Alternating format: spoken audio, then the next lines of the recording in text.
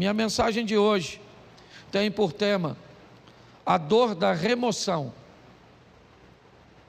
Remover algo ou tirar algo de nossa vida que nos oferece algum benefício é muito desafiador. E todas as vezes que a vida, que Deus se predispõe a agir na nossa vida, para que algo ou alguém seja removido dela, essa remoção, ela vai causar dor, por medo, por sentimento de posse, ou simplesmente por conforto.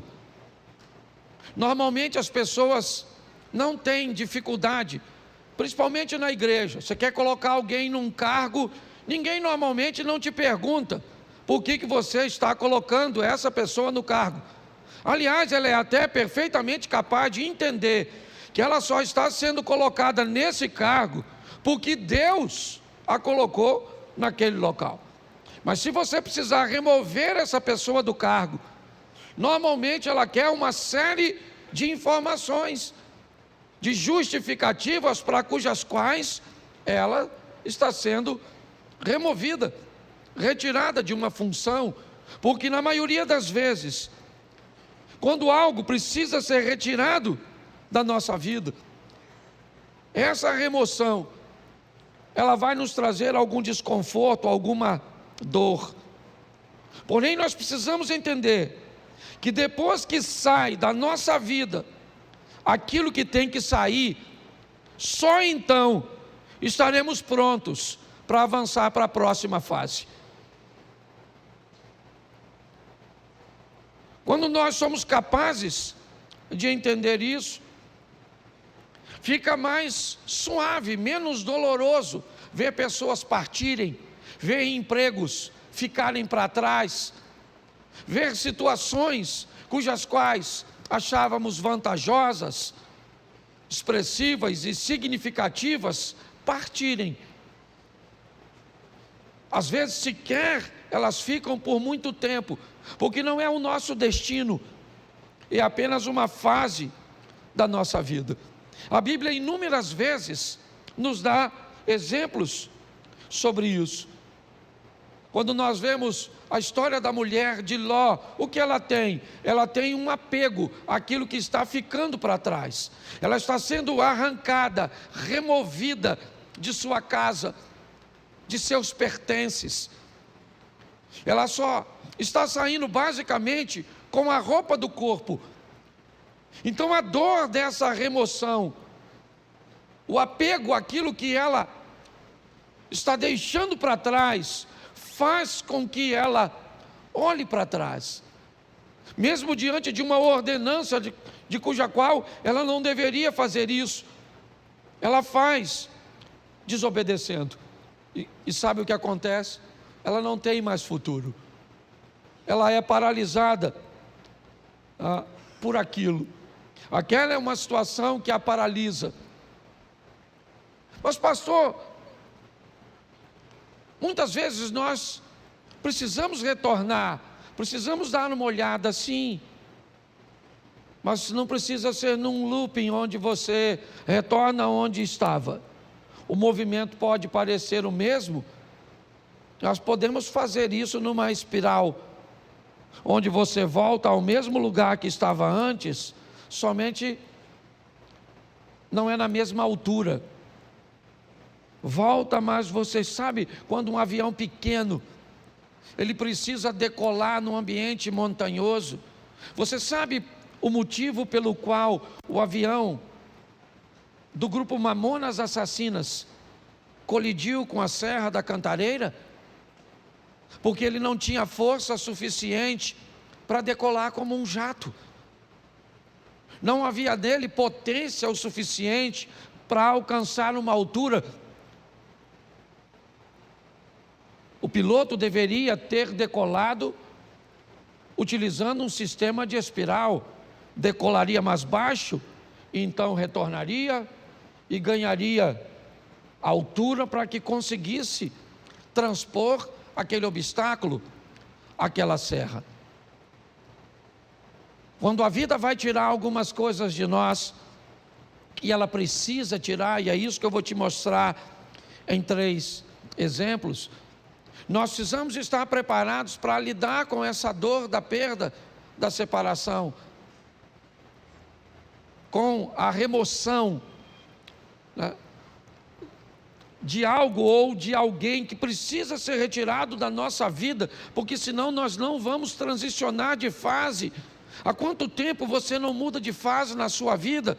Há quanto tempo coisas ruins não acontecem, mas também não acontecem coisas boas? Quando você vive num dinamismo, é lógico que nem sempre coisas boas vão acontecer. A dinâmica da vida traz consigo coisas ruins, mas coisas boas também acontecem.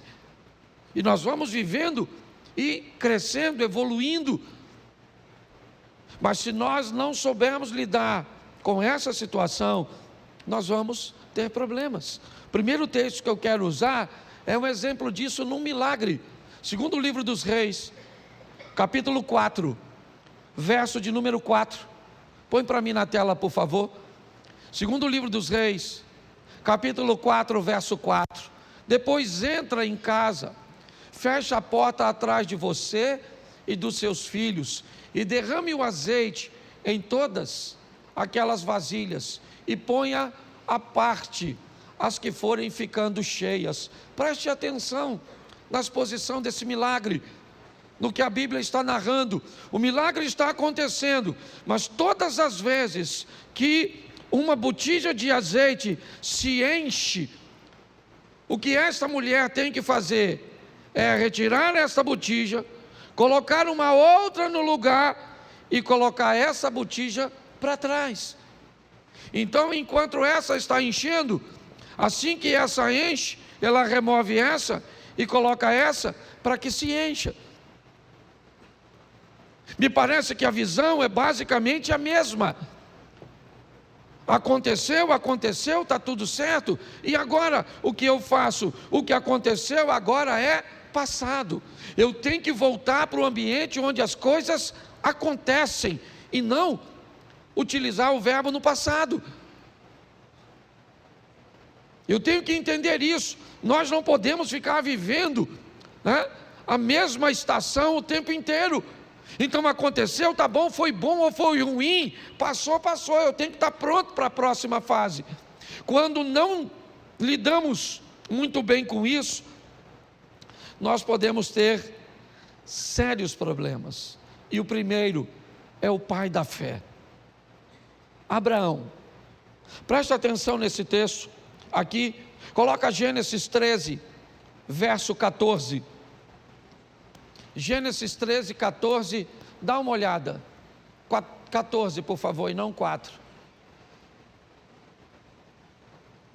Isso.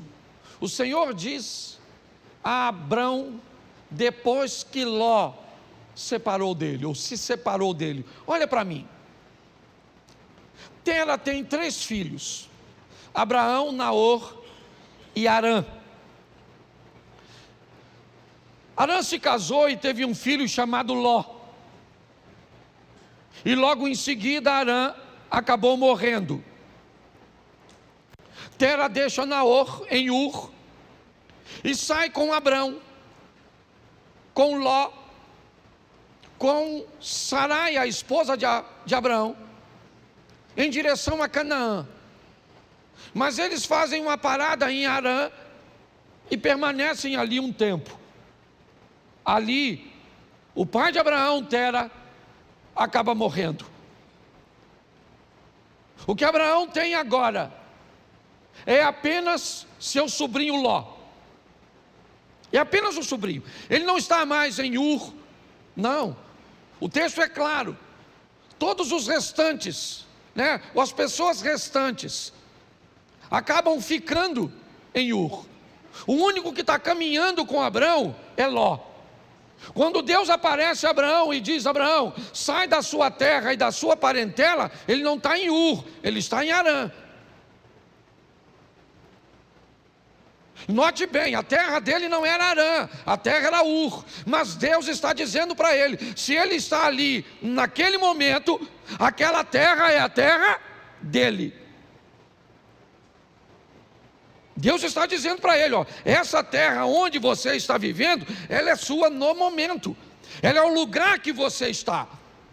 Ele já saiu, é verdade, de Ur, seu destino era Canaã, mas seu pai parou em Harã, por motivo cujos quais eu desconheço, e acabou morrendo ali. E o que sobra para Abrão? Sobra Ló. Quando Deus diz, sai da sua terra e da tua parentela, a terra é Harã, e a parentela é Ló. Apenas um parente. E apenas uma solicitação de remoção que Abraão me parece que tem dificuldade de fazer. Por quê? Porque Ló era órfão, provavelmente. Porque a terra cuja qual ele está agora não é Ur, não é um ambiente de Ló, talvez. Mas o grande problema é a orientação e a ordem que Deus está dando a Abraão. Deixa, está na hora de Ló sair de sua vida, porque só tinha ele, então não tinha outro.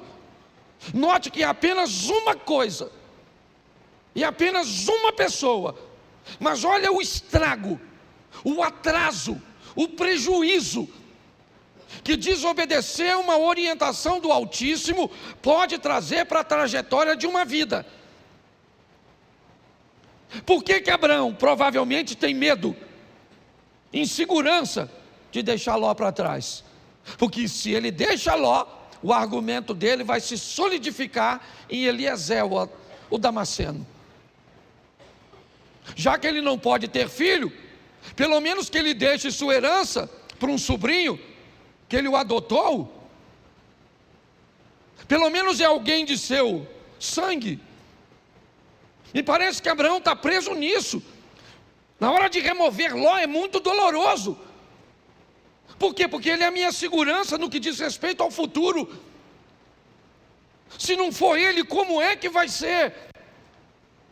Pois é.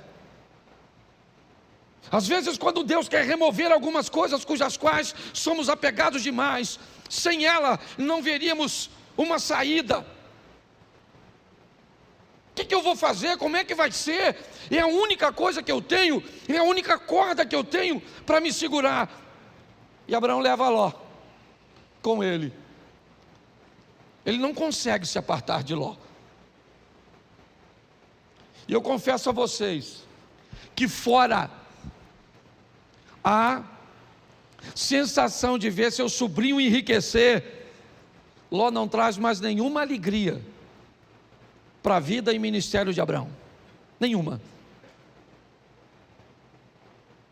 Se você for olhar a história, é só problema, é só dificuldade, é só adversidade. Até que chega um momento que Deus diz: Abraão, não tem mais como.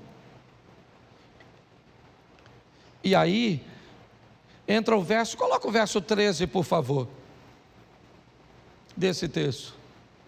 Ora, os homens de Sodoma eram maus e grandes pecadores contra o, verso 14, disse o Senhor a Abraão, depois que Ló se separou, ergue os olhos e olha, desde onde estás, para o norte e para o sul, para o oriente e para o, vamos lá, porque toda essa terra que vês, eu te darei a ti e a tua, preste atenção, isso só acontece depois que Ló vai embora. Olha só, Abraão era rico, sim ou não? Sim. Foi a riqueza e a prosperidade que fez com que os poucos recursos da terra não fossem suficientes para sustentar os dois rebanhos. Há uma briga, um litígio entre os pastores de Ló. Então Abraão Diz a Ló: escolhe para onde você vai, escolhe. Decida para onde você quer ir. Note que Abraão não está preocupado com a direção, ele está preocupado com a companhia. Enquanto Ló caminha para Sodoma e Gomorra, lembra o verso 13? O que tinha lá? Homens que viviam em grandes pecados. Abraão não. O caminho de Abraão era outro. A rota de Abraão era outra. Abraão estava disposto a andar com Deus. Era isso. Quando olhamos essa história, o que descobrimos? Que o pai da fé estava apegado e tinha dificuldade de se libertar de coisas, e aqui, de laços familiares. Entenda o que eu vou falar agora. O corte do cordão umbilical, o rompimento da sua vida para com a sua família, para viver a sua própria história, precisa acontecer. É importante que você entenda isso. Existe uma nova fase para você, e você precisa estar pronto a retirar ou a permitir que isso aconteça. Se dependesse de Abraão, ele não tiraria. Mas a prosperidade dos dois foram tanta que a terra está dizendo para eles: vocês não têm como viver juntos. Então ele diz: então você vai embora. E o texto diz que assim que Ló sai da vida de Abraão, Deus disse: agora levanta os teus olhos e olha. Agora dá uma olhada. Agora não há limite. Finalmente eu posso fazer na sua vida tudo aquilo que eu sempre quis fazer. Só não conseguia fazer antes porque você ainda estava aprisionado. É importante, eu não sei qual é a prisão ou aquilo que precisa ser removido da sua vida. Eu sei que tem coisas, e principalmente quando o assunto são questões familiares, principalmente, é romper com uma mãe para dar um outro nível para o casamento. É romper com um filho para dar um outro nível para o casamento. Pare e pense. Muitas vezes nós precisamos, não é abandonar, não. Você vai ver o que Abraão ainda vai fazer mais à frente. Mas é importante que nós entendamos isso, que depois que Ló sai da vida de Abraão, as coisas tomam um rumo totalmente diferente. Então, por mais doloroso que seja, esteja pronto para viver essa remoção. Deixa eu usar a segunda, que eu não posso deter muito tempo. Jonas 1,15. Jonas capítulo 1, verso de número 15.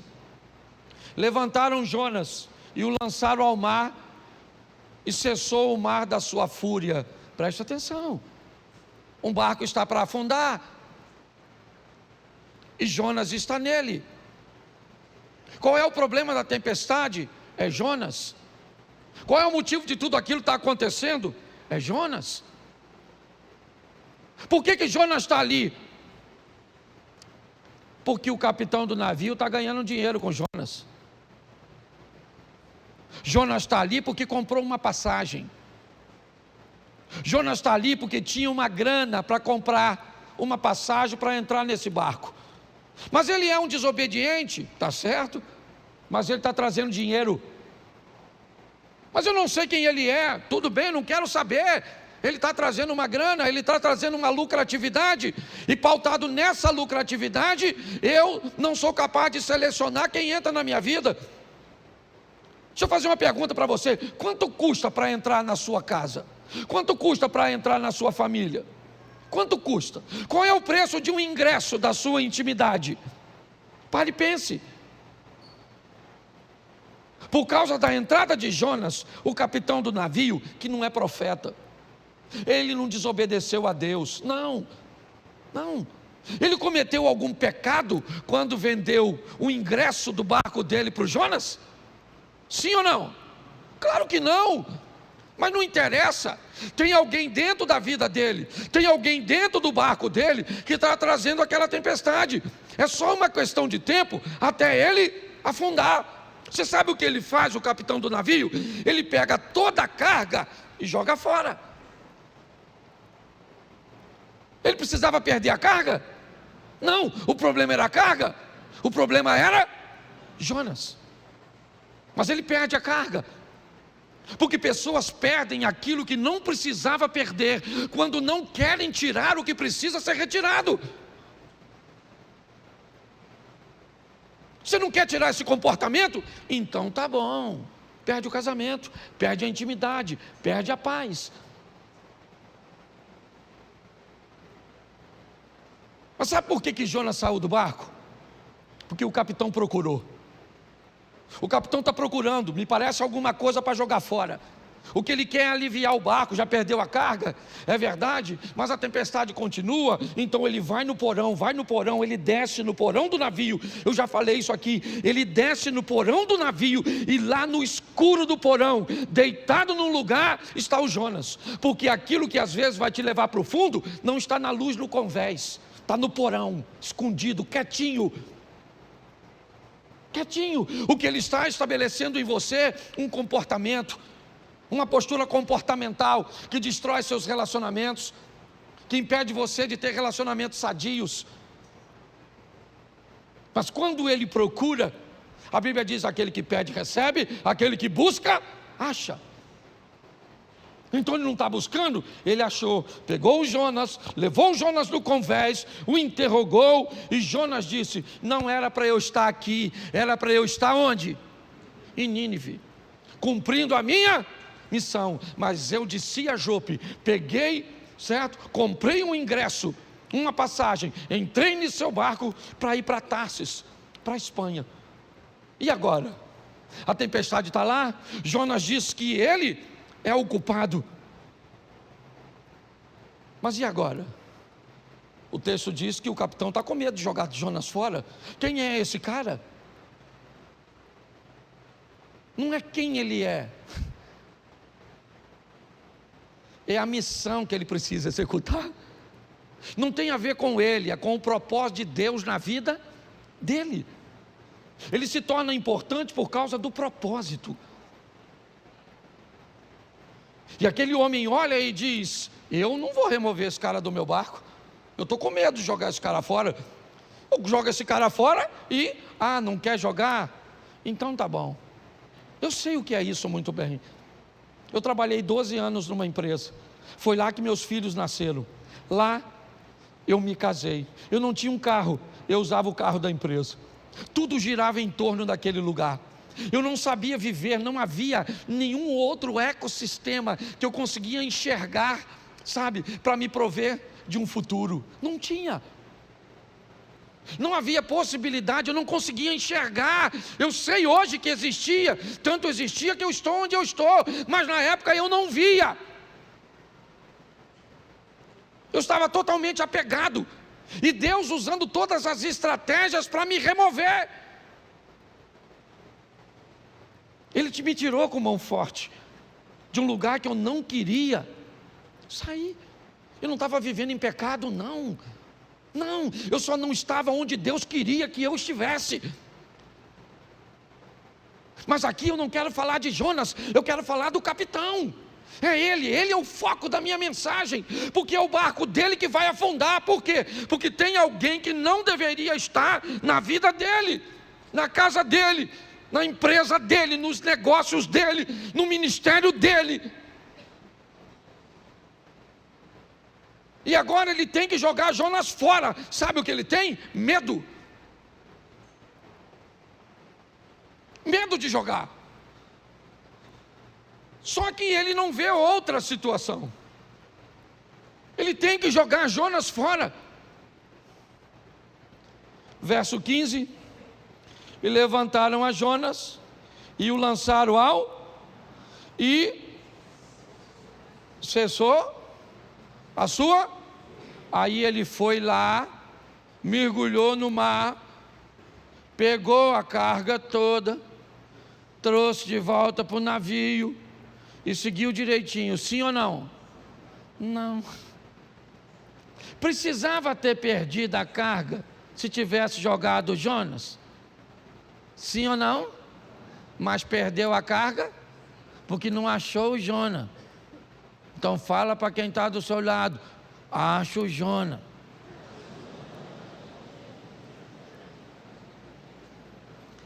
Entendeu, querido? Acho que Deus está falando com alguma pessoa aqui hoje. Certo? Você nem tem barco, mas tem Jonas. Tá certo? Ah, pastor, descobri hoje. O meu Jonas é o meu marido. Se Jonas é o seu marido, eu vou te dar uma notícia, dona. Afunda. Porque tem gente, que a turma que já está brigando, né? Fala, pastor, nossa, remoção. Nossa, podia sair morto. Mas afogado serve. Você está rindo, mas o assunto é sério. Dá uma olhadinha, gente. Porque eu creio que Deus está falando conosco, amém? O terceiro, Gênesis 37, verso 28. 37, 28 de Gênesis. Isso. E passando os mercadores midianitas, os irmãos de José o alçaram e o tiraram da cisterna e o venderam por 20 ciclos de prata aos ismaelitas. E esses levaram José ao... Preste atenção, quando Deus precisa tirar você de um lugar onde a sua visão é diferente da visão dos outros. Por favor, se você veio para essa igreja, certo, e você não quer se encaixar nessa visão, essa é uma mensagem extraordinária para você.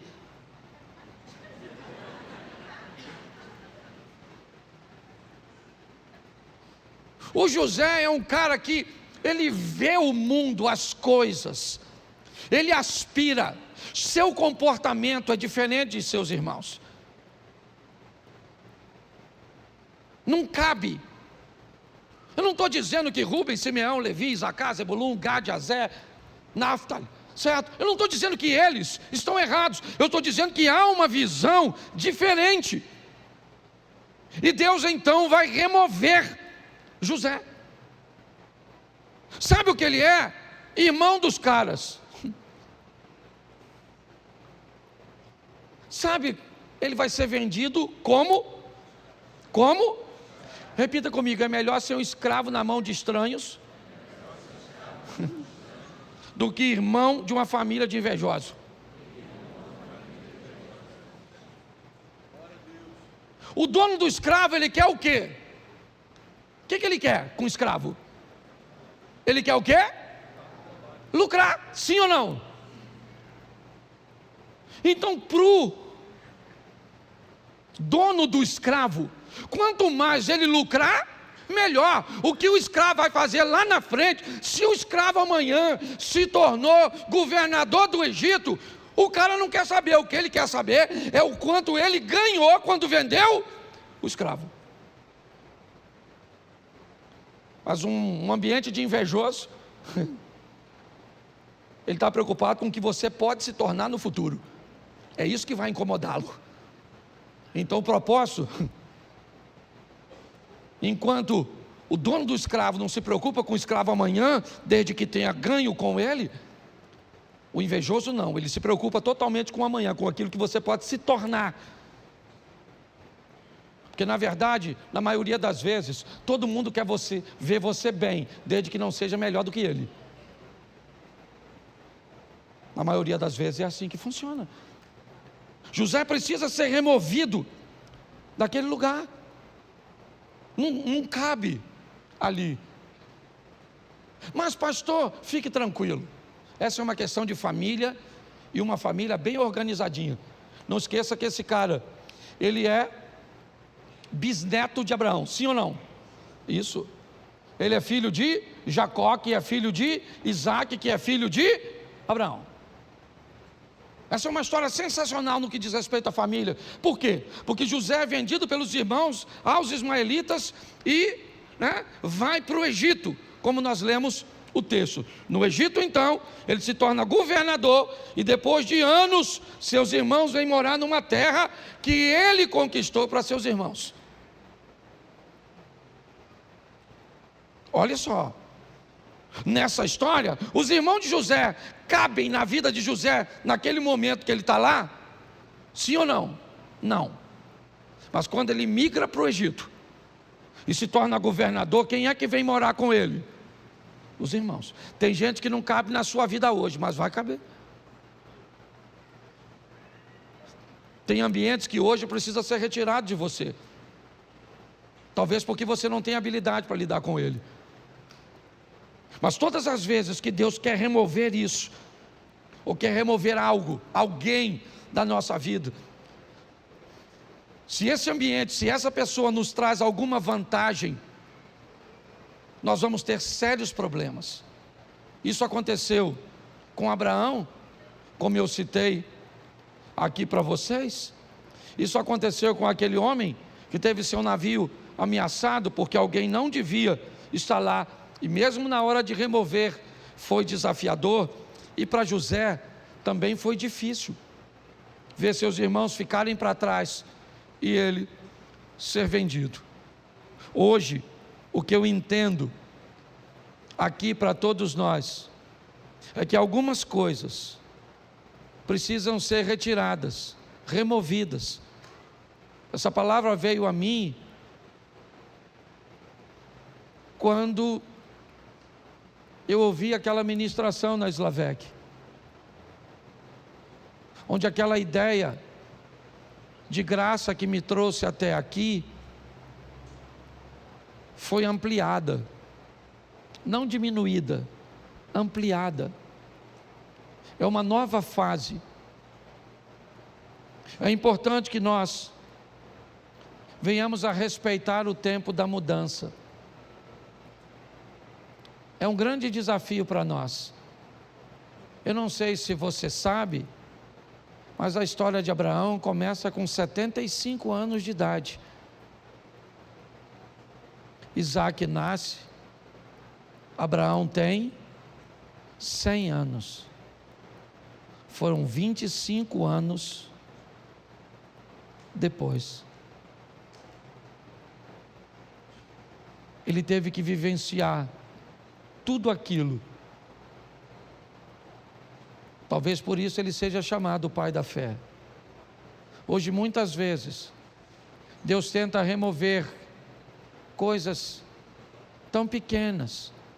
Eu vou falar aqui algo, não vou expor a intimidade de ninguém, mas não sei nem se o casal que eu atendi está aqui, mas não vou citar seu nome de forma nenhuma aqui. Eu estava atendendo agorinha mesmo um casal que corre o risco de se divorciar porque a mulher tem dificuldade de remover o celular, de remover o vocabulário. E se não fizer isso, o casamento acaba. Mas ela tem dificuldade de remover, porque todas as vezes que algo precisa ser retirado, nós temos muita dificuldade. Tenta fazer uma devocional toda manhã. Tenta. E você vai encontrar com diversos obstáculos que você precisa remover. Tenta levantar de manhã, fazer a sua oração, fazer sua leitura bíblica, fazer um período de meditação. Eu não sei de quanto tempo você pode, mas tenta fazer isso. A probabilidade de você não conseguir é muito grande, porque para colocar essas coisas em prática, você vai ter que remover outras coisas que você já faz e que lhe oferece conforto. Tenta orar toda noite com sua esposa, de mãos dadas. Tenta fazer jejum pelo menos 2 ou 3 vezes na semana. Tenta para ver. Pastor, por que é tão difícil? Porque antes de fazer aquilo, você vai precisar remover outras coisas que já estão estabelecidas, que te oferecem vantagens, que te oferecem conforto. Hoje a minha proposta, sabe, é trazer esse entendimento para você. Eu fecho aqui na minha devocional de sexta-feira. Eu vivi uma das maiores experiências, porque hoje não era para eu estar aqui. Hoje era para eu estar envolvido num escândalo e preso, com meu nome passando na mídia.